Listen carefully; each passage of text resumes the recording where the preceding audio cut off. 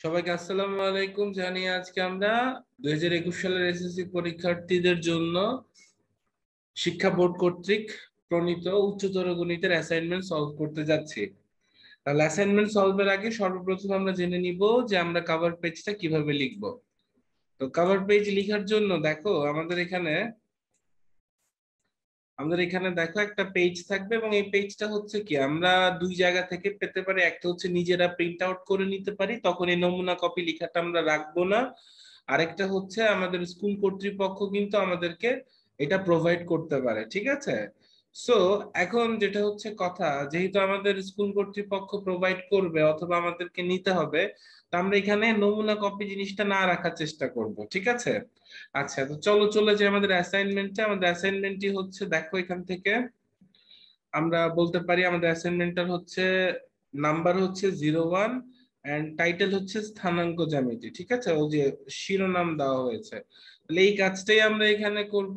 আমরা যাব হচ্ছে ওই পেজটাতে, আমরা লিখবো হচ্ছে 01 এবং এখানে লিখবো হচ্ছে স্থানাঙ্ক জ্যামিতি। এখানে আমরা লিখবো হচ্ছে স্থানাঙ্ক জ্যামিতি। আচ্ছা, তাহলে এতটুকু তো লেখা শেষ। এবার হচ্ছে আমাদের বিষয় কোড। তো বিষয় কোড আমাদের কত প্রশ্নে বলাই আছে 126, তো সেটা আমরা লিখে ফেলবো 126। এখন যদি কেউ চাও এখানে সাবজেক্টের নাম ইংরেজিতে লিখতে, তাহলে বিষয় কোড অবশ্যই ইংরেজিতে লিখবা। তো আমরা এখানে হায়ার ম্যাথস লিখবো, ঠিক আছে। শিক্ষা বোর্ডের নাম আমরা কি করব, শিক্ষা বোর্ডের নাম আমরা পুরোটা লিখবো মাধ্যমিক ও উচ্চ মাধ্যমিক শিক্ষা বোর্ড লিখে দেন হচ্ছে ঢাকা লিখবো। যারা ঢাকার বাইরে থাকবে তারা তাদের শিক্ষা বোর্ডের নাম লিখবা। রেজিস্ট্রেশন নাম্বার, শিক্ষার্থীর নাম এবং পিতার নাম মাতার নাম, এই চারটা ইনফরমেশন তোমরা জেএসসি রেজিস্ট্রেশন কার্ড অথবা অ্যাডমিট কার্ড দেখে ইংরেজিতে অবশ্যই ফিল আপ করবা। তো তোমাদের মোটামুটি কাজ হচ্ছে এতটুকুই, ঠিক আছে। তো আমাদের মোটামুটি কাজ হচ্ছে এতটুকুই লাগবে, আর তেমন কোনো কাজ কিন্তু নেই। তাহলে চলো আমরা আমাদের সলভিং এ চলে যাই, ঠিক আছে। তো আমাদের সলভিংটা চলো স্টার্ট করি। তো আমাদের সলভিং এ দেখো আমাদের কোয়েশ্চেনটা হচ্ছে স্থানাঙ্ক জ্যামিতি থেকে দেওয়া, এবং এই একটা কোয়েশ্চেন যদি আমরা সলভ করতে পারি, আসলে চমৎকার একটা প্রশ্ন। তোমরা যদি এই প্রশ্নটা মনোযোগ দিয়ে সলভ করো, পুরো স্থানাঙ্ক জ্যামিতি থেকে যে ইম্পর্টেন্ট জিনিসগুলো আছে সেগুলো কিন্তু আসলে সলভ হয়ে যায়। এবং এখানে আরেকটা বিষয় হচ্ছে আমাদের লক্ষণীয়, সেটা হচ্ছে দেখো আমরা কোনটা কতটুকু অ্যান্সার করলে কত পাবো এটাও কিন্তু আমাদের এখানে দেওয়া আছে, ঠিক আছে। তো আমরা সেই অনুযায়ী কাজ করব। তো আমাদের প্রথম প্রশ্ন যেটা দেখো, প্রথম প্রশ্নে বলছে বি এবং ই বিন্দুর সংযোগ রেখা। আচ্ছা, তো আমরা চিত্রটা খেয়াল করি। আমাদের এই যে এইখানে আছে হচ্ছে বি বিন্দু এবং এখানে আছে হচ্ছে ই বিন্দু। আমরা যদি এই দুইটা বিন্দুকে যোগ করি, তাহলে এটা এক্স অক্ষের ধনাত্মক দিকের সাথে, আমরা জানি এটা হচ্ছে আমাদের কোন অক্ষ, এক্স অক্ষ। তাহলে এটার পজিটিভ সাইড কোনটা হবে?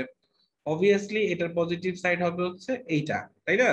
তাহলে আমরা জানি যে ধনাত্মক দিকের সাথে কতটুকু কোণ উৎপন্ন করবে। তার মানে তোমার এই বি, যে আমরা যতটুকু নীল কালি দিয়ে দাগ দিয়েছি, সেটা আমাদের এক্স অক্ষের সাথে কত ডিগ্রি কোণ অর্থাৎ থেটা উৎপন্ন করবে। আমাদের থেটার মান বের করাটাই হচ্ছে লক্ষ্য। খেয়াল করে দেখো আমাদের মোট মার্কস হচ্ছে এখানে মেবি হচ্ছে 2, টোটাল হচ্ছে 2। তো এই 2 মার্কস আমরা কিভাবে পাবো? আমরা যদি ঢাল বের করতে পারি তাহলে 1 পেয়ে যাবো, আর কোণের মান বের করতে পারলে আরো 1 পাবো। তো এখন তোমাদের মাথায় অনেকে প্রশ্ন আসবে যে এটা কি আমরা ছবি আঁকতে হবে কিনা এটার জন্য। দেখো, ছবি আঁকার জন্য কিন্তু এখানে কোনো আলাদা মার্কস বরাদ্দ নেই। তাহলে তুমি কেন ছবি আঁকবা? শুধু শুধু ছবি তো প্রশ্নতেই আমাদের দেওয়া আছে। তবে আমরা একটা কাজ করতে পারি, যেহেতু এটা হায়ার ম্যাথের অ্যাসাইনমেন্টের পুরো অ্যাসাইনমেন্টই হচ্ছে এইরকম, আমরা আমাদের কভার পেজের পরে যে পেজটা হচ্ছে স্টার্ট করব, এখান থেকে শুরু করে ছবিটা এই পর্যন্ত হচ্ছে লিখে নিব, এই পর্যন্ত লিখে নিব এবং পরবর্তী পেজ থেকে অবশ্যই এক পাশ ফাঁকা রেখে পরবর্তী পেজ থেকে আমরা ক নাম্বারটা স্টার্ট করব, ঠিক আছে। তাহলে চলো আমাদের ক নাম্বার থেকে কি করতে হবে, এই যে আমরা বি এবং ই কে যোগ করলাম, সেটা এক্স অক্ষের সাথে কতটুকু কোণে থাকবে, এক্স অক্ষের ধনাত্মক দিকের সাথে কতটুকু কোণে থাকবে সেটা আমাদেরকে বের করতে হবে। তাহলে এখান থেকে বিন্দুগুলো খেয়াল করে দেখি, আমাদের বি বিন্দুটা কত? বি বিন্দুটা হচ্ছে -4 -2। ই বিন্দুটা কত? ই বিন্দুটা হচ্ছে 6 এবং 8, ঠিক আছে? তো বিন্দুগুলো খেয়াল করে রাখি আমরা, কারণ আমরা এখন যেটা সলভ করতে যাচ্ছি তখন এই বিন্দুগুলোর আমাদের প্রয়োজন পড়বে। তাহলে চলো আমরা চলে যাই, এবং চলে যাওয়ার আগে এটা একটু আমরা মুছে যাই যাতে আমাদের পরবর্তীটায় আসলে আমাদের হেল্প হয়। তাহলে চলো আমরা সলভ করি।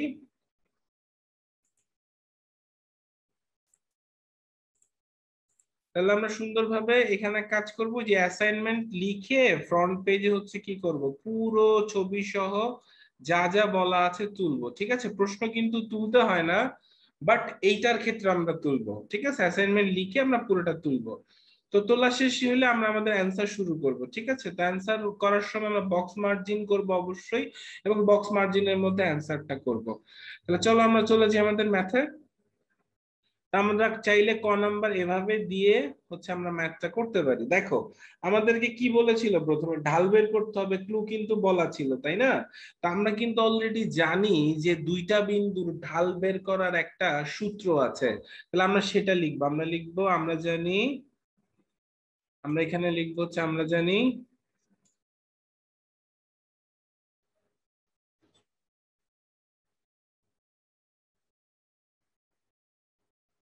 দুই বিন্দুগামী, আমরা জানি দুই বিন্দুগামী সরল রেখার ঢাল। তো ঢাল সমান কি হয় আমরা জানি, ঢালকে আমরা এম দিয়ে প্রকাশ করি, স্মল এম দিয়ে প্রকাশ করি, তাই না? এবং এটা সবাই সূত্র মুখস্থ, তোমরা সবাই হচ্ছে ট্যালেন্টেড বাচ্চা কাচ্চা, তো এটা তোমরা সবাই পারো। y2 minus y1 divided by x2 minus x1। আমার মনে হয় না এটা নিয়ে কোনো কথা বলার দরকার আছে, বিকজ অফ যারা একবার স্থানাঙ্ক জ্যামিতি পড়েছো তারা অবশ্যই এটা জানো, ঠিক আছে? তাহলে এবার আমাদেরকে বের করতে হবে কিসের ঢাল বলো তো? আমাদেরকে বের করতে হবে হচ্ছে বিই রেখার ঢাল। তাহলে আমরা এখানে লিখে ফেলবো বিই রেখার ঢাল এম ইজ ইকুয়াল টু, তাহলে আমাদের এম ইজ ইকুয়াল টু কত আসবে, মান বসাতে হবে। খেয়াল করে দেখো আমাদের বি বিন্দুটা কত যেন ছিল, -4 থেকে -2। ই বিন্দুটা ছিল কত, ই বিন্দুটা ছিল 6 এবং 8। তাদেরকে আমরা যোগ করার পরে আমাদের এক্স অক্ষের সাথে কত ডিগ্রি অ্যাঙ্গেল ক্রিয়েট করছে সেটা বের করতে হবে। তাহলে আমরা এখান থেকে অবশ্যই মান বসাই নি, এটা x1, এটা y1, এটা হচ্ছে x2, এটা হচ্ছে y2। তাহলে এবার আমরা মানগুলো বসাই। y2 এর মান কত, y2 এর মান দেখাই যাচ্ছে 8, আমরা সূত্রের মাইনাস, এবং y1 হচ্ছে -2। আমরা জাস্ট মান বসাচ্ছি, যে কেউ তোমরা পারবা। এটা হচ্ছে -4। তাহলে এটা সলভ করি চলো, এটা আমাদের আসবে 8 + 2। আজকে সলভের সময় আমরা কিছু জিনিস ফার্স্ট সলভ করব, বিকজ অফ আমাদের কাছে ক্যালকুলেটর আছে। অবভিয়াসলি 10 কে 10 দিয়ে ভাগ করলে কত হয় বাচ্চারা? তো অনেকেই বলবা হচ্ছে 0 হয়। এক্স্যাক্টলি 0 কি হয়? অ্যান্সার হচ্ছে না, আমাদের আসবে হচ্ছে 1। তো এখানে একটা কথা বলে রাখি, আমাদের যদি কখনো এমন হয়েছে যে ঢালের মান 0 আসবে, ঠিক আছে, এটা তোমাদের এইচএসসি তে হবে, অথবা যদি ইন কেস অফ এসএসসি পরীক্ষা হয়, তখন গিয়ে পরীক্ষার হলে দেখলা যে ঢালের মান আসছে 0, তখন আমরা কি একটা বিভ্রান্তিতে পড়ে যাব না? তো সেই বিভ্রান্তি কিন্তু আমাদের এখন ক্লিয়ার, আমি তোমাদের করে দিচ্ছি যাতে আমাদের 0 আসলেও প্রবলেম না হয়। তাহলে চলো আমরা আমাদের ঢাল শেষ, আমরা কিন্তু এতটুকু করলে 1 মার্কস পেয়ে যাচ্ছি, ঠিক আছে? এতটুকু করলে কিন্তু আমরা 1 মার্কস পেয়ে যাচ্ছি। এবার আমাদের পরবর্তীতে বলেছিল কোণের মান বের করা, তাই না? এবার আমরা লিখবো আবার আমরা জানি আমরা জানি আমরা কি জানি, যে কোন সরল রেখা দ্বারা, আসলে এই কথাগুলো লেখার প্রয়োজন আছে কেন, আমাদের স্কুলের টিচাররা আসলে অনেক পুরনো, মানে চিন্তা ভাবনা এখনো বিশ্বাসী। তারা চিন্তা করে যে এই আমরা জানি বা এই কথাগুলো না লিখলে হয়তো জিনিসটা হচ্ছে পারফেক্ট হয় না, সেই জন্যই আসলে লেখা। আমরা যদি উৎপন্ন কোণকে কত ধরি, উৎপন্ন কোণকে যদি আমরা দেখো খেয়াল করে থেটা ধরি, এবং ঢালকে আমরা আগে কত ধরেছিলাম, এম ধরেছিলাম। এম হলে আমরা জানি কিন্তু যে এম ইকুয়াল টু কি বলতো, ফিজিক্স থেকেও কিন্তু আমরা গতি চ্যাপ্টারে শিখেছি, এম ইজ ইকুয়াল টু হচ্ছে ট্যান থেটা, তাই না? তাহলে আমরা এখন তো স্পষ্ট লিখতেই পারবো যে আমাদের এখান থেকে কত আসছে, এম এর মান আসছিল হচ্ছে 1, তাই না? তাহলে এম এর মান যদি আমাদের 1 আসে তাহলে আমরা এখান থেকে কি আসবে tan theta is equal to হচ্ছে 1। এবার দেখো আমরা একটা কাজ করতে পারি, tan কত ডিগ্রির মান 1, tan 45 ডিগ্রির মান 1। কেউ চার্ট পারুক আর না পারুক এই মানটা সবাই কিন্তু পারে। তাহলে দেখো থিটার ভ্যালু কত চলে আসছে 45 ডিগ্রি। তাহলে এভাবে করলে তুমি হচ্ছে 2 এ 2 কিন্তু খুব সহজেই পেয়ে যাচ্ছ। ঠিক আছে, তাহলে আমরা কিন্তু বুঝতেই পারি আমাদের চিত্রে এটা হচ্ছে 45 ডিগ্রি হিসেবে আছে। আই হোপ সো এই পার্টটা খুব ক্লিয়ার ভাবে বুঝতে পারছো এবং হচ্ছে আমরা খুব সহজেই এটা দেখে ফেললাম। তো পুরো সলভটা তোমাদের সামনে রাখি যাতে এইভাবে লেখা যায়। তাহলে এটা তোমরা আলাদা করে কি লিখবা, তোমরা লিখবা উত্তর বা অ্যান্সার ঢাল হচ্ছে 1 এবং কোণের পরিমাণ হচ্ছে থিটা ইকুয়াল টু 45 ডিগ্রি। ঠিক আছে, তাহলে এটা হচ্ছে আমাদের ক নম্বরের সমীকরণের সমাধান। আচ্ছা, এবার আমরা হচ্ছে পরবর্তী পেজে যাব। তো পরবর্তী পেজে গেলে আমাদের নিশ্চয়ই কোয়েশ্চেন লাগবে, তো চলো আমরা কোয়েশ্চেনে ফিরে যাই। তো আমাদের এখান থেকে দেখো যে প্রশ্নটা এখান থেকে দেওয়া আছে সেটা হচ্ছে বি নাম্বারটা। ঠিক আছে, আমাদের দেওয়া আছে হচ্ছে বি। ওয়েট, আমি ইরেজ না নি টানাটানি করতেছিলাম।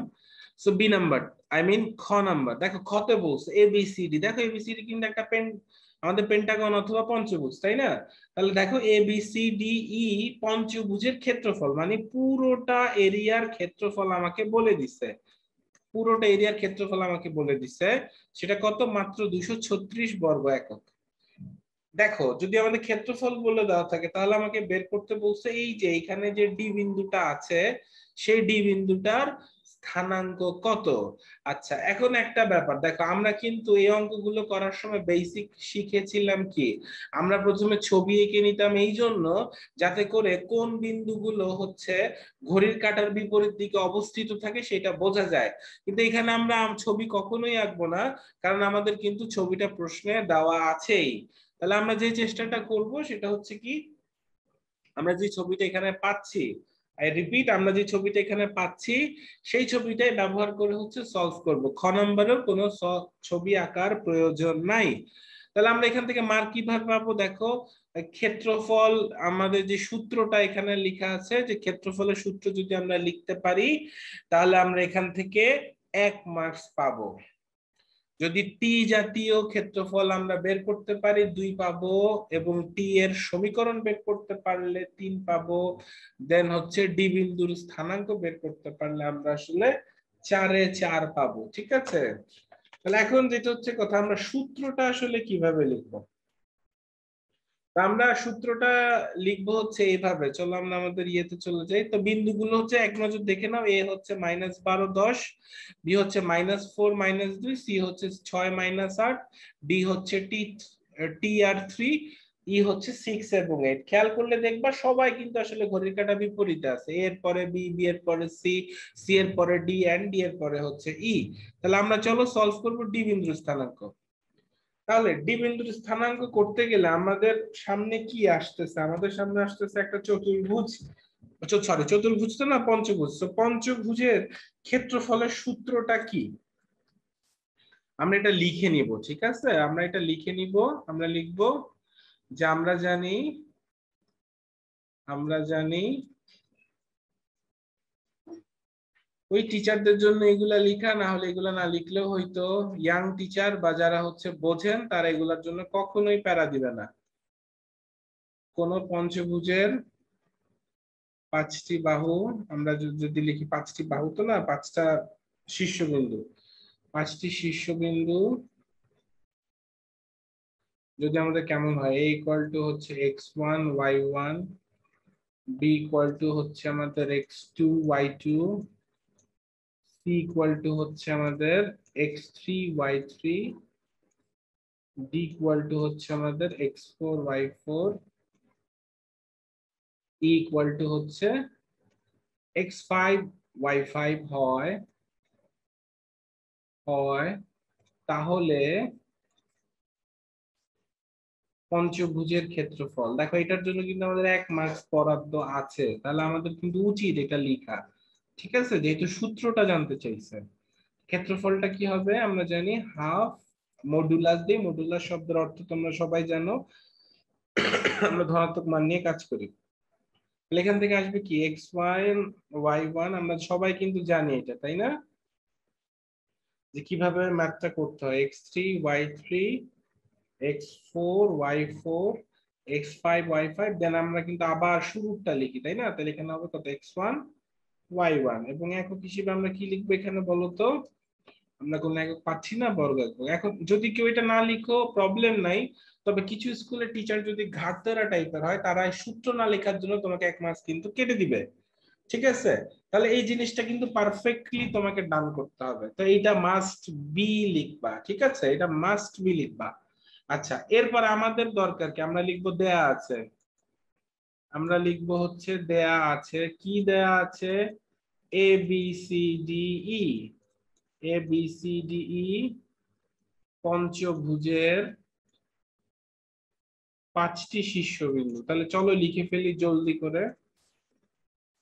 5টি শীর্ষবিন্দু যথাক্রমে আমরা ভ্যালু গুলো বসাবো, ঠিক আছে? তো ভ্যালু গুলো কি কি ছিল আমাদের? এতে ছিল হচ্ছে -12 10, বিতে ছিল হচ্ছে, আমি আমার কাছে প্রশ্ন আছে মোবাইল থেকে দেখে বলতেছি, সি হচ্ছে -8, ডি হচ্ছে আমাদের T3, ই হচ্ছে আমাদের কত 6 8, এন্ড এফ হচ্ছে আমাদের -12 10। ওকে, তাহলে এইগুলা হচ্ছে আমাদের দেওয়া আছে, তুমি চাইলে নিচে নিচে লিখতে পারো, পাশাপাশি লিখতে পারো, এখানে একটা ও অ্যাড করে দাও, দেখতে সুন্দর লাগে। আচ্ছা, তো এইটা আমাদের ডান। তো এবার আমরা এটার কি ক্ষেত্রফল বের করতে পারবো, তাই না? তাহলে আমরা লিখে ফেলি, অতএব A B C D E পঞ্চভুজের পঞ্চভুজের ক্ষেত্রফল। চলো আমরা পঞ্চভুজের ক্ষেত্রফলটা দেখে ফেলি, একই সূত্রের প্রয়োগ কিন্তু, তাই না? তাহলে আমরা ক্ষেত্রফলটা লিখে ফেলি, আমরা কি লিখবো, হাফ অফ মডুলাস। তো মডুলাস দিয়ে আমরা এখানে কি লিখবো, জাস্ট তুলে যাব, যাদের চোখের দৃষ্টি ভালো সবাই কিন্তু জাস্ট তুলতে পারো, ঠিক আছে? এই দেখো আমি যেগুলো তুলতেছি, এখানে কোনো কেরামতি কিন্তু নাই, জাস্ট তুলতে পারা। তো লাস্টে হচ্ছে -12, 10 লিখার পরে কি করতে হবে, সূত্র অনুযায়ী প্রথমে যেটা লিখেছো সেইটা রিপিট করতে হবে।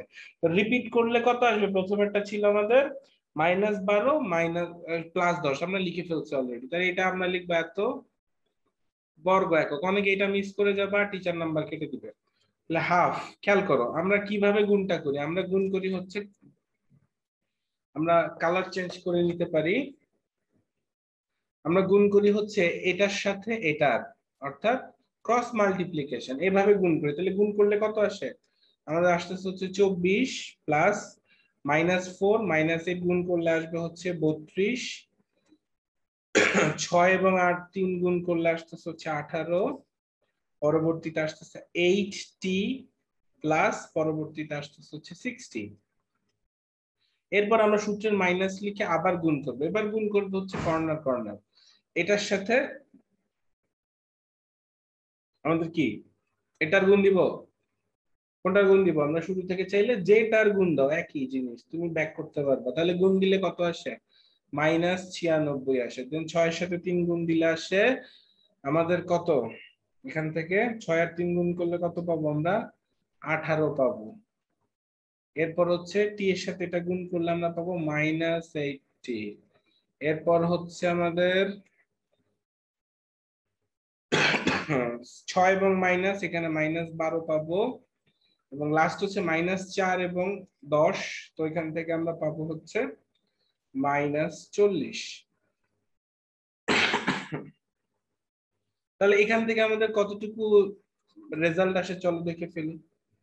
তাহলে আমরা যদি এখান থেকে যোগগুলো করি এবং হচ্ছে জাস্ট টি এর ব্যাপারটা দেখি, দেখো এখানে আছে 8টি, এই মাইনাস আর এই মাইনাস মিলে প্লাস হয়ে যাবে, তার মানে তুমি এখান থেকে 16টি পাবা। আচ্ছা, এবং বাকি যোগ বিয়োগ যদি তুমি করে দেখো, দেখো যেমন তুমি এই ব্র্যাকেট উঠাই দিলে এগুলা কিন্তু সাইন চেঞ্জ হয়ে যাবে, সবগুলা সাইন চেঞ্জ হয়ে যাবে। তো আমি ক্যালকুলেটরে করে দেখি কত আসে, 24 32 18 60 +96 -18 +12 and +40, the result is 264। তাহলে আমাদের এখান থেকে এটা চলে আসছে। তো মডুলাস, এখান থেকে একটা জিনিসই যে এখানে বর্গ একক কথাটা লিখবা মাস্ট, এখানেও বর্গ একক কথাটা মাস্ট লিখবা। এটা করার জন্য আমাদের আরো 1 মার্কস, ঠিক আছে? এই যে আমরা একটা ক্ষেত্রফল জাতীয় কিছু একটা পাইছি যেখানে টি ব্যাপারটা আছে। তাহলে আমরা এখান থেকে কি লিখবো? প্রশ্ন মতে half of 264 plus 60 is equal to হচ্ছে 236। এখানে যে আমরা 236 টা লিখলাম, তো এখন দেখো এখানে একটা ঝামেলা আছে। এই ঝামেলাটা তোমরা ম্যাক্সিমাম স্টুডেন্ট হচ্ছে ভুল করবা, তোমার টিচার খুশি হবে, খুশি হয়ে নাম্বারটা কেটে দিবে। কিভাবে? আমরা তো জানি মডুলাস শব্দের অর্থ কি। মডুলাস শব্দের অর্থ এর ভেতরে ধনাত্মক মানও থাকতে পারে, ঋণাত্মক মানও থাকতে পারে, তাই না? তাহলে আমরা যদি মডুলাসকে উঠিয়ে দেই, সাপোজ ধরো আমরা মডুলাসকে উঠিয়ে দিলাম, তো মডুলাস উঠানোর আগে নিঃসন্দেহে আমাকে কি করতে হবে বলতো? আমাকে তার আগে হচ্ছে প্লাস মাইনাস সাইন ব্যবহার করতে হবে। তাহলে আমরা হাফকে যদি ওই পাশে পাঠিয়ে দেই, দেখো খেয়াল করে, আমরা যদি হাফকে ওই পাশে পাঠিয়ে দেই তাহলে কত?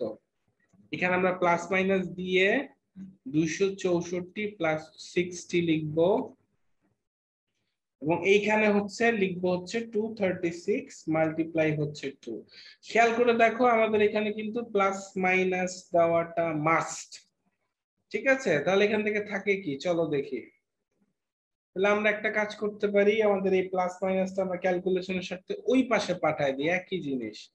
তাহলে আমাদের থাকলো 264 plus 60 is equal two plus minus, তাহলে এখান থেকে আসে কত? 6 দুগুণে 12, 2 হাতে 7, হাতে কিছুই নাই, তাহলে রেজাল্ট হবে হচ্ছে আমাদের কত? 4। তাহলে এই একটা কাজ করা যায়, কিন্তু সবাইকে কিন্তু আমরা ছোট করে নিতে পারি, তাই না? যদি আমরা চাই আমরা কিন্তু সবাইকে ছোট করে নিতে পারি। আচ্ছা, ছোট করার দরকার নেই, আমরা এইভাবেও রেখে দিতে পারি। তো আমরা লিখবো হচ্ছে এখান থেকে প্লাস ধরে। তো প্লাস ধরলে কত আসে চলো দেখি। প্লাস ধরলে আসে 264 প্লাস 60 ইজ ইকুয়াল টু 472। তাহলে 472 থেকে আমরা কত মাইনাস করব বলো তো? 264 মাইনাস করব। 264 মাইনাস করলে থাকে 208। তাহলে আমরা লিখবো এখানে 208। তাহলে ফাইনালি আমাদের টি ইজ ইকুয়াল টু কত চলে আসে? তাহলে দেখো এখানে আমরা একটা ভুল করে ফেলছি। ভুলটা কি? এখানে দেখো 16 ছিল, তোমরা যারা ভিডিও দেখতেছো ভাবতেছো আল্লাহ এখানে এক কোথায় গেল, এক আসলে একটু বিরতি নিয়েছিল, বুঝছো? তাহলে এখানে দেখো আমাদের রেজাল্ট আসতেছে হচ্ছে 13। তো এবার যদি আমরা মাইনাস ধরি, মাইনাস ধরলে কত আসে দেখো তো? 264 প্লাস 16t মাইনাস হচ্ছে 472। তো আমরা ক্যালকুলেটরে করে দেখি, মাইনাস 472 মাইনাস 264, রেজাল্ট আসে minus 736। 16t is equal to minus 736। এটাকে যদি আমরা 16 দিয়ে ডিভাইড করি তাহলে রেজাল্ট আসে মাইনাস 46। আচ্ছা, এবার দেখো টি এর দুইটা মানের মধ্যে আমি কিন্তু একটা নিব। কেন একটা নিব? তোমরা যদি একটু চিত্রটা খেয়াল করো, দেখো আমাদের যে ছবিটা দেওয়া আছে, আমাদের যে ছবিটা দেওয়া আছে, দেখো ছবিটা থেকে স্পষ্ট বোঝা যাচ্ছে না যে ডি বিন্দুটার মান হচ্ছে পজিটিভ হবে টি এর মান? কিভাবে বুঝলাম? কারণ ডি বিন্দুটা কিন্তু ফার্স্ট কোয়াড্রেন্টে অবস্থিত, আর ফার্স্ট কোয়াড্রেন্টে অবস্থিত যে কোনো কিছুর ভুজ কিন্তু কি হয়? পজিটিভ হয়, তাই না? তাহলে আমরা এখান থেকে এই কাজটাই করব। তাহলে চলো আমরা চলে যাই ওখানে। আমরা লিখবো হচ্ছে, যেহেতু কি লেখা যায় বলো, ভাবো কি লেখা যায়? আমরা লিখবো যেহেতু টি বিন্দুটি প্রথম চতুর্ভাগে অবস্থিত, প্রথম চতুর্ভাগে অবস্থিত, যেহেতু এটা প্রথম চতুর্ভাগে অবস্থিত তাই টি এর মান ধনাত্মক হবে। তাই টি এর মান ধনাত্মক হবে। যদি টি এর মান ধনাত্মক হয় তাহলে টি ইকুয়াল টু কত হবে? টি ইকুয়াল টু হবে হচ্ছে 13, তার মানে হবে আমাদের ডি বিন্দুর স্থানাঙ্ক কত হবে? ডি বিন্দুর আমরা কোটি কত জানি? কোটি জানি 3, তাহলে ডি বিন্দুর স্থানাঙ্ক হবে 13.3। ওকে, ডি বিন্দুর স্থানাঙ্ক হবে 13.3। তো ম্যাথটা কিন্তু আমাকে এভাবে সলভ করতে হবে। কেউ চাইলে এই ম্যাথটা ডিরেক্ট এখান থেকে পজিটিভ ভ্যালু নিয়েও করতে পারবা, এখান থেকে ডিরেক্ট প্লাস মাইনাস না দিয়েও করতে পারবা, তবে তখন পাশে লিখে দিতে হবে যেহেতু ডি বিন্দুটি প্রথম চতুর্ভাগে অবস্থিত শুধু ধনাত্মক মান নিয়ে, ঠিক আছে? তাহলে কিন্তু টিচার কোনো মার্কস এখানে কাটবে না। বাট মনে রেখো, যেহেতু এখানে ছবি আঁকা ছিল তাই আমরা বুঝতে পেরেছি ফাইনালি আমাদের প্লাস মানটা নিতে হচ্ছে, কিন্তু যদি এটা কোনো ছবি আঁকা না থাকতো তাহলে কিন্তু আমরা দুইটা মানে নিতাম। তাহলে এটাই হচ্ছে আমাদের সমাধান। আমরা আমাদের পরবর্তী অ্যান্সারে যাব। অ্যান্সারে যাওয়ার আগে কোয়েশ্চেনটা চলো একটু দেখে আসি। তো দেখো 3 নম্বর প্রশ্নে বলেছে এফ বিন্দুর স্থানাঙ্ক। এই ম্যাথ গুলো সবার প্রিয় হয়। এফ বিন্দুর স্থানাঙ্ক কি বলছে দেখো, এফ কি আছে? এখানে কোনো এফ দেখাই যাচ্ছে না। আচ্ছা যাই হোক, এফ নতুন একটা বিন্দু। এফ বিন্দুর স্থানাঙ্ক যদি -2, 4 হয়, সুবিধা মতো একক নিয়ে, ঠিক আছে, সুবিধা মতো একক নিয়ে এ বি সি এফ চতুর্ভুজটা আঁকো। ভালো কথা আমরা আঁকবো এবং এর প্রকৃতি হচ্ছে নির্ণয় করো, অর্থাৎ এর প্রকৃতি হচ্ছে বের করতে হবে। তাহলে দেখো আমাদের হচ্ছে এইবার কিন্তু ছবি আঁকতে হবে, এবার ছবি না আঁকলে সমস্যা। তো আমরা একটা কাজ করবো, আমরা গ্রাফ পেপারে কিন্তু ছবিটা আঁকবো, ঠিক আছে? অবশ্যই গ্রাফ পেপারে আমরা ছবিটা আঁকবো। তাহলে দেখো আমরা যদি গ্রাফ পেপার আঁকি এবং প্রত্যেকটা বিন্দুর মান কিন্তু অলরেডি আমাদের জানা, আমাদের দরকার হচ্ছে এ বি সি এফ। তাহলে আমরা ছবিটা চলো আগে আঁকি। তো খেয়াল করে রাখো, এ বিন্দুটা হচ্ছে -12, 10, বি বিন্দু হচ্ছে -4, -2, সি বিন্দু হচ্ছে 6, -8 এবং এফ বিন্দু নতুন -2, 4। তাহলে চলো আমরা একটু গ্রাফটা আঁকি। তো গ্রাফ পেপার অবশ্যই নিয়ে নিবে নিজেরা। আমি কি করব, আমার তো এখানে গ্রাফ পেপার নাই, আমি ব্যাকগ্রাউন্ড গ্রাফ পেপার আকৃতির বানায় নিলাম। খেয়াল করো বক্স গুলা হচ্ছে জাস্ট তোমাদের গ্রাফটা বোঝানোর জন্য, ঠিক আছে? এটা ডেমোগ্রাফ, এটাকে বাস্তবতার সাথে মিলায়ও না। তো আমরা চলো আগে অক্ষগুলো এঁকে ফেলি, তাই না? তো আমরা ধরো এখানে একটা অক্ষ ড্র করলাম, আমরা এখানে একটা অক্ষ ড্র করলাম। তো অক্ষটা একটু লম্ব হইতে হবে, কজ আমাদের 12 অনেক দূরে। আচ্ছা, অক্ষ সোজা হইতে চাচ্ছে না, অক্ষ বেয়াদ্দব। আচ্ছা এবার ঠিক আছে। এবার চলো বিন্দুগুলো একটু বসানোর চেষ্টা করি। প্রথম বিন্দু ছিল -12, 10। তাহলে আমরা গ্রাফ পেপারে গুনবো -12 নিঃসন্দেহে এখান থেকে 1, দেন হচ্ছে 2, 3, 4, 5, 6, 7, 8, 9, 10, 11, 12 এবং এটা হচ্ছে আমরা -12টা হচ্ছে এই পয়েন্টটায় পেয়েছি। এই পয়েন্টে আমরা -12 পেয়েছি। এবার হচ্ছে 10, 10 কোথায় যাবো? উপরে যাবো। তাহলে 1, 2, 3, 4, 5, 6, 7, 8, 9, 10। তাহলে আমরা এই এই যে পয়েন্ট, আমরা এটাকে হলুদ কালি দেই, এই সেই কাঙ্ক্ষিত পয়েন্ট যেটা হচ্ছে আমাদের এ ইকুয়াল টু -12 এবং 10। আই হোপ সো ব্যাপারটা বুঝতে পারছো। আচ্ছা, তো আমরা এই দাগগুলো, ছোট ছোট দাগগুলো মুছে ফেলি, ঠিক আছে? কেমন? ওকে, এটা কিন্তু তোমাদের গ্রাফ পেপার রাখতে হবে। এই জন্য আমরা গ্রাফ পেপার কিভাবে আঁকবো সেটা দেখতেছি। প্রতি ঘরকে আমরা এক, প্রতি বর্গ এককে আমরা একক ধরিয়ে আঁকবো, সমস্যা নেই।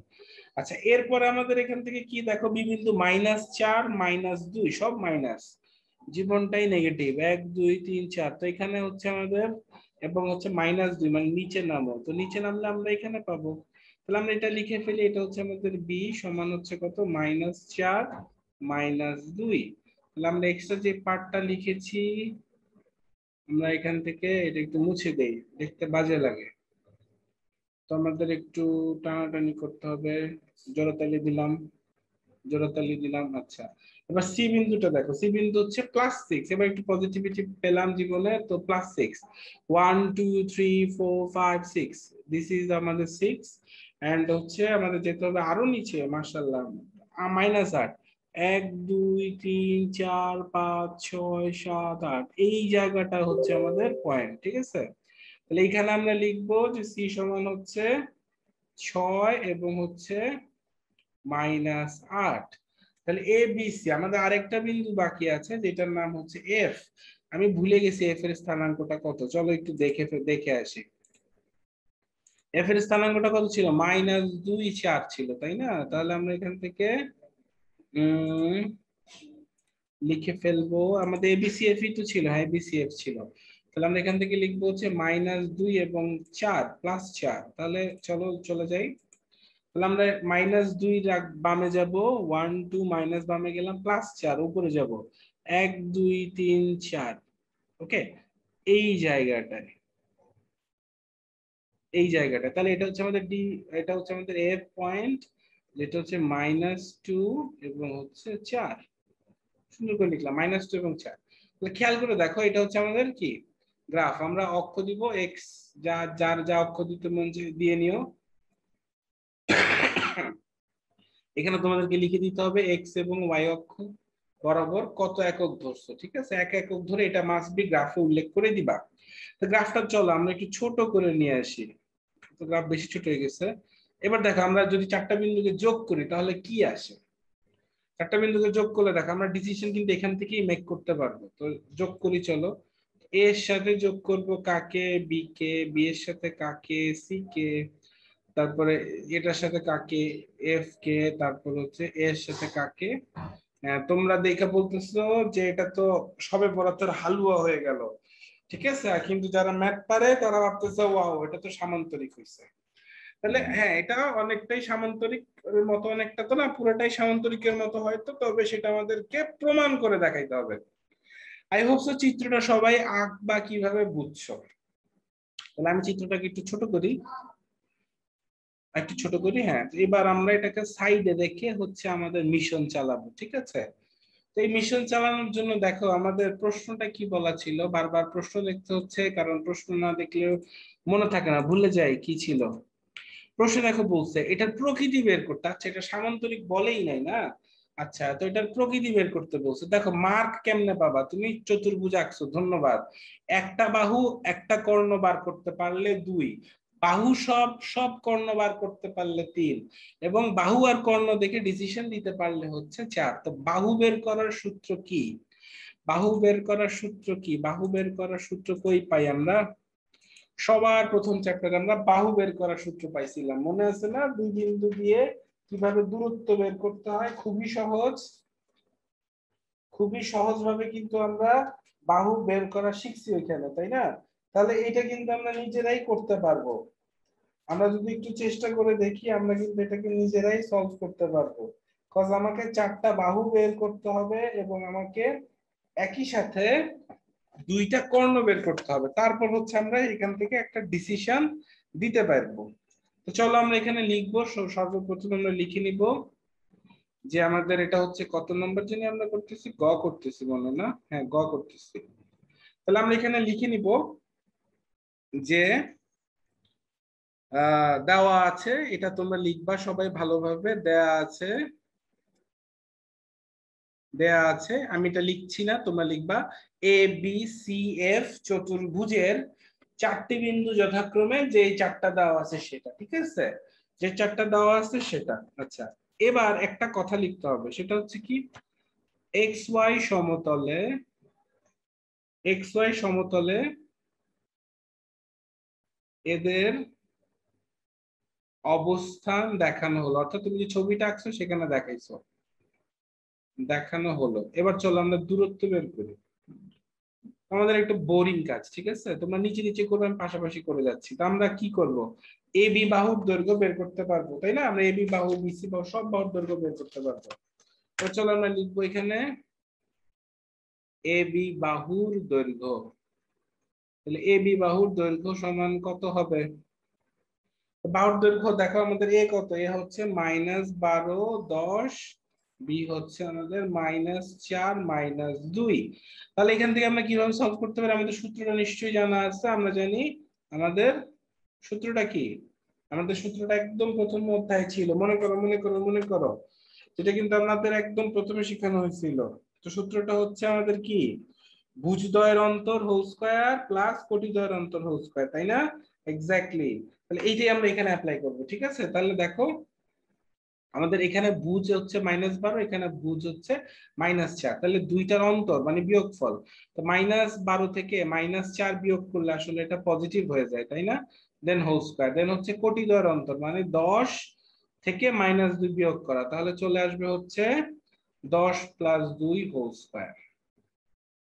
তাহলে এইটাকে যদি আমরা রুট করি, ঠিক আছে, এটাকে আমরা রুট করলে আমরা পাবো কত? ক্যালকুলেটর লাগবে এখানে আমাদের, ওইখান থেকে আমরা পাবো, দেখো একটা পাবো হচ্ছে 8 হোল স্কয়ার প্লাস আরেকটা পাবো হচ্ছে 12 হোল স্কয়ার। তাহলে আমাদের কিন্তু ডিরেক্ট ক্যালকুলেটর থেকে চলেই আসছে 4√13 একক। অবশ্যই একক লিখবো, কারণ আমরা কি একক ধরছি সেটা আমরা নিজেরাও জানি না, সুবিধা মতো একক ধরতে বলছে। তোমরা চাইলে সেন্টিমিটার, মিটার যা ইচ্ছা ধরতে পারো। আচ্ছা, তো এ বি শেষ, তাহলে এ বি শেষ হইলে বাকিগুলা নিশ্চয়ই পারবো।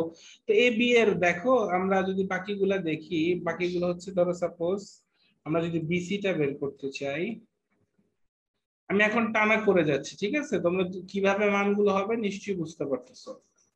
বিসি একটা আমরা বের করার চেষ্টা করব। তো বিসি একটা বের করতে গেলে আমাদের আসবে -4 -6 হোল স্কয়ার প্লাস -2 প্লাস 8 হোল স্কয়ার। তো এটা ক্যালকুলেশন করলে তোমার এখান থেকে আসে 2√34 একক। বিসি শেষ, এবার হচ্ছে আমরা দেখব হচ্ছে কি সিএফ বাহু। আমি ডট ডট দিলাম, তোমরা কিন্তু পুরোটাই লিখবা। তো সিএফ বাহু লিখলে কত আসে? -2 -6 হোল স্কয়ার প্লাস 4 প্লাস 8 হোল স্কয়ার। এখান থেকে ক্যালকুলেশন করলে দেখবা এটা আসছে। তোমরা কিন্তু ক্যালকুলেশন গুলো লাইন বাই লাইন দেখাবা, এগুলো 3 লাইন সলভ করতে হবে, প্রত্যেকটা 3 লাইন সলভ করলে তোমার মেইন অ্যান্সার এটা আসে। আচ্ছা, সিএফ এর পর বাকি আছে আমরা লিখবো ও কি এফ, তাই না? তাহলে আমরা লিখবো ও এফ বাহুর দৈর্ঘ্য। তো এফ বাহুর দৈর্ঘ্য কত চলো দেখি। এফ বাহুর দৈর্ঘ্য হবে হচ্ছে -2 + 2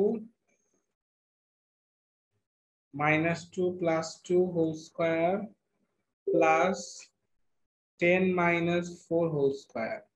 এখান থেকে আমরা পাবো, অঙ্ক করলে দেখবা 2 এত, ঠিক আছে। তো অঙ্কের রেজাল্ট দেখে মনে হচ্ছে এটা একটা আয়তক্ষেত্র হওয়ার চান্স আছে অথবা সামান্তরিক আসার চান্স আছে, তাই না?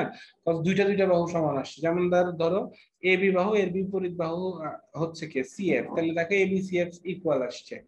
আবার আমাদের বিসি বাহু ইকুয়াল আসছে হচ্ছে এ এফ বাহু, তার মানে এটা হচ্ছে কি আয়তক্ষেত্র হতে পারে সামান্তরিক, কিন্তু আমরা ছবি দেখেই বুঝে গেলাম যেটা সামান্তরিক হবে।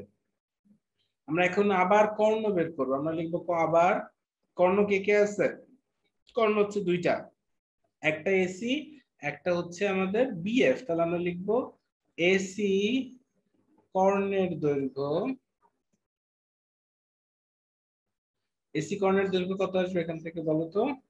এসি কর্ণের দৈর্ঘ্য আসবে হচ্ছে -12 -6 whole square plus 10 + 8 whole square. এখান থেকে ক্যালকুলেশন করলে দেখবা 18√2 আসে। অবভিয়াসলি পরেরটা আমাদের আসবে না, সেম আসবে না, কারণ আমরা বুঝেই গেছি এটা সামান্তরিক। এরপর আমরা লিখবো বিএফ। বিএফ মানে কি? বিএফ মানে কিন্তু এখানে কর্ণ। তো আমাদের বেস্ট ফ্রেন্ড কর্ণটা কেমন হবে? তো বিএফ, বিএফ কিভাবে বের করা যায়? বিএফ হচ্ছে √√√√4 -4 + 2 whole square plus -2 -4 whole square. এগুলো হচ্ছে কামলা খাটনি, বুঝছো? এরকম অঙ্ক দেয় হচ্ছে কামলা খাটানোর জন্য। দেখো আমাদের এখান থেকে আমরা 2 পেয়ে গেছি, বাহু চার বিপরীত বাহুগুলো সমান, কর্ণ কিন্তু হচ্ছে অসমান। তাহলে আমরা লিখবো অতএব A B is equal to হচ্ছে কি সিএফ ও বিসি ইজ ইকুয়াল টু হচ্ছে এএফ। কিন্তু কিন্তু কি AC is not equal to BF.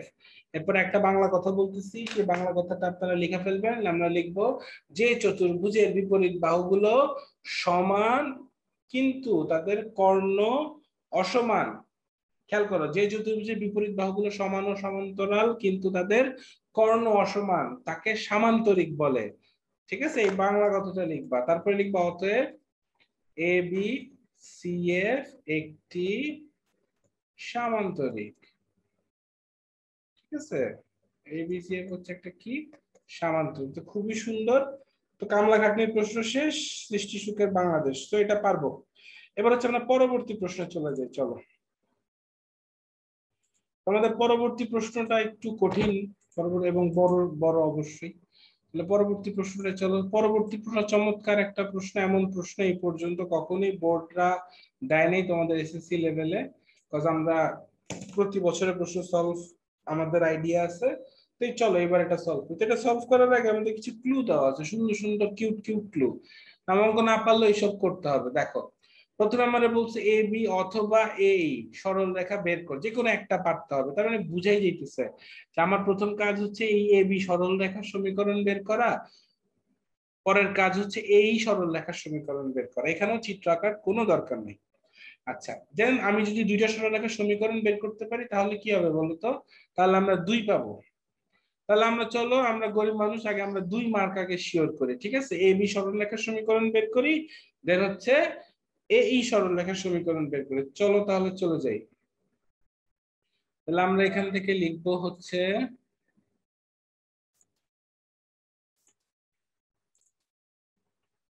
আমরা এটা লিখেছি, আমরা আমাদের পরের পেজে যাব। পরের পেজে আবার এমন ব্যাকগ্রাউন্ড চলে আসছে, এখানে গ্রাফ দরকার নাই, এখানে হচ্ছে ব্ল্যাক থাকবে। তাহলে এটাকে আমরা লিখবো হচ্ছে ঘ, ব্লু কালি দিয়ে লিখতে পারো। আচ্ছা, তো এবার একটা 2 বিন্দুগামী সরলরেখার সমীকরণ তো তোমাকে জানতে হবে। তো 2 বিন্দুগামী সরলরেখার সমীকরণের সূত্রটা কি? সূত্রটা হচ্ছে আমরা লিখে ফেলি এখানে যে দুইটি বিন্দুগামী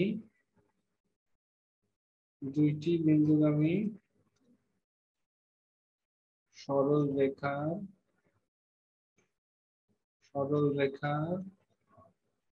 সমীকরণ। আমরা যদি এখানে লিখি দুইটা বিন্দু কি কি, x1 y1 ও x2 y2, সমীকরণটা কি? সমীকরণটা হচ্ছে y minus y1 divided by, এটাও কিন্তু তোমরা সবাই পড়ছো তাই না? 11.4 এ এটা আছে। তো সূত্রটা কোথা থেকে আসছে এটা আমরা দেখবো না, কারণ এমনি ভিডিওটা অনেক বড় হয়ে গেছে এবং ম্যাথটা অনেক বড়। তাহলে এইটা ঠিক আছে। তাহলে আমরা এখান থেকে দেখো এ বি সরলরেখার সমীকরণটা বের করি। আমরা লিখবো এ বি সরলরেখার সমীকরণ। তাহলে খেয়াল করো এ বি সরলরেখার সমীকরণ কি আসবে।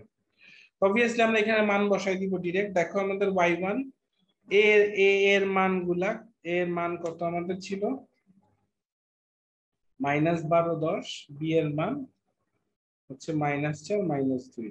এই মানগুলা যদি বসে y মাইনাস y মানে y মাইনাস 10 ডিভাইডেড বাই আমাদের 10 প্লাস হয়ে যাবে 2 হবে তাই না? তাহলে এখান থেকে আমরা x প্লাস 12 পাবো, ডিভাইড করব -4 প্লাস। দেখো এখানে আমরা শর্ট ভাবে সলভ করি। এখানে আমরা পাবো হচ্ছে 12, এখানে পাবো হচ্ছে 8 তাই না? তাহলে বোথ সাইড কে যদি আমরা আবার 4 দিয়ে ভাগ কাটাকাটি করি তাহলে এখানে থাকবে 3, এখানে থাকবে হচ্ছে -2। তাহলে যদি বোথ সাইড আমরা গুণ করি তাহলে কত আসে? মাইনাস টুয়াইস y প্লাস 20, এখানে আসে হচ্ছে 3x প্লাস 36। তাহলে আমরা সবগুলো x y আলাদা করি, তাহলে আমরা পাবো 3x plus twice y minus 16। Same একই ভাবে কিন্তু আমরা এই বের করব, এই কিন্তু প্রশ্নেই বের করতে বলা আছে। তাহলে আমরা লিখবো এই সরল রেখার সমীকরণ, ঠিক আছে? তো এখানে কত আসবে আমাদের? দেখো y মাইনাস 10, আমি বিন্দুগুলো আর দেখাইলাম না, ঠিক আছে? 10 minus 8 is equal to x plus 12 divided by -12 -6, ঠিক আছে? জাস্ট বিন্দুগুলো বসাই দিলাম। এখান থেকে দেখো কাটাকাটি করলে এখানে পাবো হচ্ছে জাস্ট +2, আর এখানে পাবা -18। তাহলে কাটাকাটি করলে এখানে পাবো হচ্ছে 9 মাইনাস, এখানে পাবা 2। তাহলে বাড়ারি গুণ করো, -9y প্লাস 90 2x প্লাস হচ্ছে আমাদের কত? আমি কি করলাম, এখানে আমরা পাবো 2। 2 কাটাকাটি করলে তো আমরা এখানে 1 পাবো, আর এখানে -9 পাবো 18 কাটাকাটি করলে। তাহলে এটা হবে শুধু x প্লাস 12। তাহলে আমাদের ইকুয়েশনটা কি আসবে? x plus 9y is equal two 90 থেকে 12 চলে গেলে থাকে 78। দেখো ছেলেরা বা মেয়েরা যারা দেখতেছো, তাহলে এ বি এবং এই দুইটা সরলরেখার সমীকরণ কত পাওয়া গেছে? দুইটা আলাদা আলাদা পাওয়া গেছে কিন্তু, তাই না? তাহলে লাস্টেরটায় চলে আসি। তাহলে আমরা লাস্টেরটায় দেখো দুইটা কাজ অলরেডি করে ফেলছি। সেটা হচ্ছে আমাদের এ এবং এ বি এবং এই সলভ হয়ে গেছে, ঠিক আছে। তো এবার আমাদের দেখো বের করতে বলছে পি এবং কিউ বিন্দুর স্থানাঙ্ক। দেখো পি আর কিউ বিন্দুর স্থানাঙ্ক তুমি কিভাবে পাবা, প্রশ্নে কি বলছে? পি হচ্ছে এইচ কে, যেটা কার উপর অবস্থিত? এ বি রেখার উপর অবস্থিত। ধরো এ বি রেখার উপর অবস্থিত, পি হচ্ছে আমাদের এইচ আর হচ্ছে কে। আবার দেখো কিউ হচ্ছে কে এইচ, তো কিউটা হচ্ছে কার উপর অবস্থিত? এ ই এর উপর অবস্থিত। তো আমরা অবস্থিত বসাইলাম এখানে। এবার আমাকে বলছে যদি এই দুইটা বিন্দু এই দুইটা রেখার উপর অবস্থিত হয়, তাহলে এই পি কিউর হচ্ছে কি? এই পি কিউর কি বার করো? সমীকরণ বার করো। তাহলে এত এত তো ধরো সমীকরণ বার করা তো আমাদের পক্ষে একটু টাফ। আগে আমাদেরকে তো পি আর কিউ এর স্থানাঙ্ক জানতে হবে, তাই না? তো এই স্থানাঙ্ক জানার জন্য আমরা যে কাজটা করব সেটা হচ্ছে আমরা বুঝতেই পারতেছি যে আমাদের কিউ বিন্দুটা কার উপর অবস্থিত? এবি এই সরল রেখার উপর অবস্থিত। তাহলে চিন্তা করে দেখো তো, এই সরল রেখা দ্বারা কিউ বিন্দুটা কি হবে? সিদ্ধ হবে না? কিউ বিন্দু দিয়ে সরল রেখাটা সিদ্ধ হবে। সিদ্ধ বলতে কি? স্যাটিসফাইড হবে, তাই না? তা আমরা জানি যে কোনো একটা বিন্দু যদি কোনো সরল রেখার উপর থাকে, তাহলে বুঝে নিতে হবে যে ওই বিন্দু দিয়ে ওই সরল রেখা বা সরল রেখা দিয়ে বিন্দুটা হচ্ছে স্যাটিসফাইড বা সিদ্ধ। ঠিক একইভাবে দেখো এ বি যেটা আছে এখানে, এ বি যে পার্টটা আছে, এ বি এর উপরে পি বিন্দু আছে, তাহলে এ বি সরলরেখা দ্বারা পি হবে হচ্ছে সিদ্ধ। তাহলে চলো আমরা এই কাজটা করি। মনে রাখো পি হচ্ছে প্রথমে এইচ পরে কে, কিউ হচ্ছে দ্বিতীয়তে। তাহলে আমরা চলো এটা সলভ করি।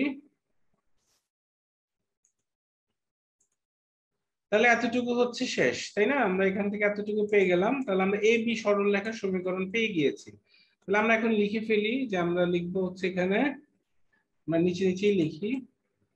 আমরা লিখবো যে যেহেতু পি বিন্দু, প্রথমে আমরা পি বিন্দুটা দেখি। পি বিন্দু, পি বিন্দু মানে কি? পাশে লিখে দিও এইচ কে। বিন্দুটি এ বি সরল রেখার উপর অবস্থিত, তাই এটি তাই এটি সরল রেখাকে সিদ্ধ করে। এটা তোমরা লিখে নিও, এই তাই এটি সরল রেখাকে সিদ্ধ করে। তাহলে সিদ্ধ করা মানে কি? এইচ কে মানটা আমরা সরল রেখায় বসাইতে পারি, এই যে এখানে বসাইতে পারি। তাহলে এক্স এর জায়গায় আমরা এইচ বসাবো, ওয়াই এর জায়গায় আমরা হচ্ছে কে বসাবো। তাহলে আমাদের এখান থেকে আসবে কত? 3h plus twice K is equal two -16, তাই না? এটাকে আমরা নাম্বার 1 দিলাম। ঠিক একইভাবে আমরা লিখবো ও, বা আবার লিখতে পারো কিউ বিন্দুটি, কিউ বিন্দু মানে কি? K H. আমি বাংলা কথা বলতেছি, লিখে ফেলবা। বিন্দুটি কিসের উপর? এই সরল রেখার উপর অবস্থিত। তখন তুমি এখানে এক্স এর ভ্যালু বসাবা হচ্ছে কে, ওয়াই এর ভ্যালু বসাবো হচ্ছে এইচ। তাহলে এখানে তুমি লিখবা K plus 9h is equal to হচ্ছে 78। এটা তোমাকে এই দুটো ইকুয়েশন সলভ করলে কিন্তু তুমি আসলে কি পেয়ে যাবা? কে এবং এইচ পেয়ে যাবে। তিন পদ্ধতিতে সলভ করতে পারো, একটা হচ্ছে প্রতিস্থাপন, আরেকটা হচ্ছে অপনয়ন, আরেকটা হচ্ছে বজ্রগুণন। আমরা অপনয়নে সলভ করব, ঠিক আছে। আমরা দেখো মিলাবো। আমরা লিখবো 1 কে আমরা 3 দিয়ে গুণ করব, ঠিক আছে। 1 কে 3 দিয়ে গুণ করলে দেখো কি লাভ হয়? 9h চলে আসে কিন্তু, তাই না? 1 কে 3 দিয়ে গুণ করলে আমাদের চলে আসে 9h। তো যদি আমরা 1 কে 3 দিয়ে হচ্ছে গুণ করি এবং সেই মানটাকে 2 থেকে বিয়োগ করি, তাহলে আসলে কি দাঁড়ায়? তাহলে আমাদের 2 নাম্বারটা হচ্ছে K plus 9h is equal to 78। তাহলে আমাদের ওইটা আসবে কত? 3 দিয়ে গুণ করলে, 3 দিয়ে গুণ করলে চলে আসবে হচ্ছে প্লাস 9h এবং হচ্ছে 6k। এটা হয়ে যাবে হচ্ছে -48। বিশাল পিকুলিয়ার। মাইনাস করতে গেলে আমাদের নিচের পার্ট গুলো মাইনাস হয়ে যায়, এটা প্লাস। তাহলে এটা ক্যান্সেল হইলো। তাহলে আমাদের থাকবে কত এখান থেকে? দেখো তো, আমাদের থাকবে হচ্ছে -5k। -5k আর ওইখান থেকে আসতেছে 78 প্লাস হচ্ছে 48 করলে আসতেছে 126। এটা যদি 126 হয় তাহলে এখান থেকে কে এর ভ্যালু কত পাবো? কে এর ভ্যালু পাবো 126/5। অবভিয়াসলি এর আগে একটা মাইনাস। তো এবার এই কে এর ভ্যালুটা হচ্ছে না 2 নং এ বসাই। তাহলে 2 নং এ বসাইলে কত আসবে? মাইনাস 126 প্লাস এত 9878। তাহলে চলো আমরা একটা কাজ করি, 98 is equal to 78 মাইনাস, এটা প্লাস হয়ে যাবে 126/5। তো আমরা ক্যালকুলেটর এটা সলভ করে দেখি যে 126/5 এর সাথে যদি আমরা 78 অ্যাড করি তাহলে আমাদের চলে আসে হচ্ছে 516/5। তাহলে এবার হচ্ছে আমরা শুধু এইচ এর মানটা বের করবো। তো এইচ এর মান বের করতে গেলে কিন্তু খেয়াল করলে দেখো এই 9টা হচ্ছে কোথায় চলে আসবে, এই 9টা হচ্ছে চলে আসবে হচ্ছে নিচে। তাহলে 516 ডিভাইডেড বাই 45, 45। তাহলে আমার রেজাল্ট চলে আসছে 172। যারা সায়েন্টিফিক ক্যালকুলেটর ইউজ করো ভগ্নাংশ তারা ইজিলি বুঝবা। তাহলে দেখো আমাদের এইচ কে এর ভ্যালু চলে আসছে। তাহলে আমরা এখান থেকে লিখতেই পারি যে আমাদের পি এর স্থানাঙ্ক কত বলো তো? পি এর স্থানাঙ্ক ছিল এইচ কে, মানে 100 এত। কিউ এর স্থানাঙ্ক কত? কিউ এর স্থানাঙ্ক হচ্ছে কে, মানে আরে ভুল লিখলাম তো, দুইটা লিখতে হবে। এটা হচ্ছে ভূ 4 কোটি কত মাইনাস 126/5, এবং ও কিউ এর স্থানাঙ্ক কত বলতো আমাদের?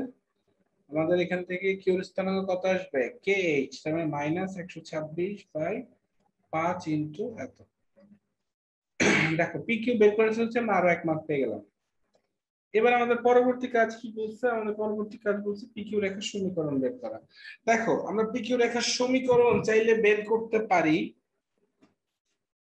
আমরা পিকিউ রেখার সমীকরণ চাইলে দুই ভাবে বের করতে পারি।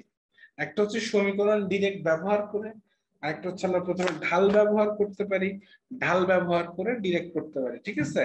তাহলে আমরা এখান থেকে যদি এটাকে লিখি যে এটা হচ্ছে আমাদের কত x1, কল্পনা করি এটা হচ্ছে y1, এটা হচ্ছে x2, এটা হচ্ছে y2। এটা দুইটা প্রসেসে করা যাবে। একটা হচ্ছে ডিরেক্ট তুমি এই যে আজকে যে সরলরেখার সমীকরণ যে সলভ করছি আমরা এই অঙ্কের শুরুতে, এটা প্রয়োগ করে ডিরেক্ট করতে পারবা। আরেকটা হচ্ছে তুমি প্রথমে ঢাল বের করতে পারবা, ঢাল বের করে যে ঢালাকার সমীকরণটা আছে সেটা দিয়ে করতে পারবা।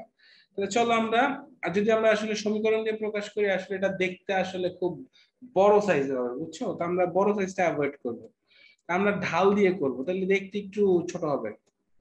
ওইটা দিয়ে করলেও কিন্তু হবে, বুঝছো, সাইজটা বড় হবে। তাহলে আমরা লিখবো পিকিউ রেখার ঢাল। তো আমরা ঢাল সমান কি জানি, প্রথম অঙ্কে করে আসছি কিন্তু y2 minus y1 divided by x2 minus x1। আমরা কিন্তু দুইটা প্রসেসই করতে পারতাম। এত এটা প্লাস হয়ে যাবে 126/5 ডিভাইডেড বাই মাইনাস 126/5। দেখো এটা মজার ব্যাপার ঘটবে কি জানো, তুমি যদি এটা ক্যালকুলেটরে বসাও ক্যালকুলেটর তোমাকে একটা সুন্দর অ্যান্সার দেবে, সেটা হচ্ছে -1। বুঝছো? তাহলে আমরা কিন্তু জানি যে আমাদের x1 y1, ঠিক আছে, x1 এবং y1 যদি এরকম দুইটা আলাদা আলাদা হয় এবং হচ্ছে আমাদের এখান থেকে কি থাকবে, ঢাল থাকবে, এবং ঢাল সহ আমরা একটা সমীকরণ জানি, আমি ডিরেক্ট লিখে ফেলি কত তোমরা এটা জানো। আমরা লিখবো পিকিউ রেখার সমীকরণ। পিকিউ রেখার সমীকরণ কি হবে? ওই যে তোমরা একটা সূত্র পড়ছো না, y minus y1 is equal two m into, এখানে একটা একটা বিন্দু ইউজ হবে, ঠিক আছে, x into x minus x1। তোমরা চাইলে হচ্ছে অন্য প্রসেসও করতে পারো, যেটা একদম প্রথমে দেখায় আসছি। তবে আমি চাই না একটু সাইজ বড় হোক, দেখতে বিঘ্নটে লাগে। মাইনাস হচ্ছে 172/5, 15। তাহলে এখান থেকে ক্যালকুলেশন করলে আমাদের আসবে এখান থেকে y এত। তো তোমরা ক্যালকুলেশন করে নিবা, মাইনাস এক্স থাকে, মাইনাস এক্স এর সাথে এটা প্লাস হয়ে যায়,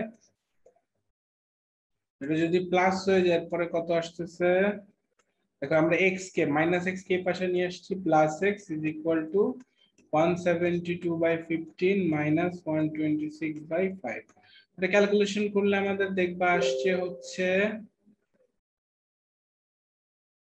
-206/15। তাহলে আমাদের দেখো দুই পাশে যদি গুণ করে দেই তাহলে আর গুণ করলে আসে 15x প্লাস 15y মাইনাস 206। তো এইটাই হচ্ছে কিন্তু আমাদের সেই সরল রেখা যেটা পিকিউ দ্বারা আবদ্ধ। তো সবাইকে আমাদের সাথে থাকার জন্য ধন্যবাদ। কেমন লাগলো জানাতে পারো চাইলে। আর হচ্ছে পরবর্তী অ্যাসাইনমেন্ট পাওয়ার জন্য অবশ্যই সাথে থেকো। টিল দেন আল্লাহ হাফেজ, আসসালামু আলাইকুম।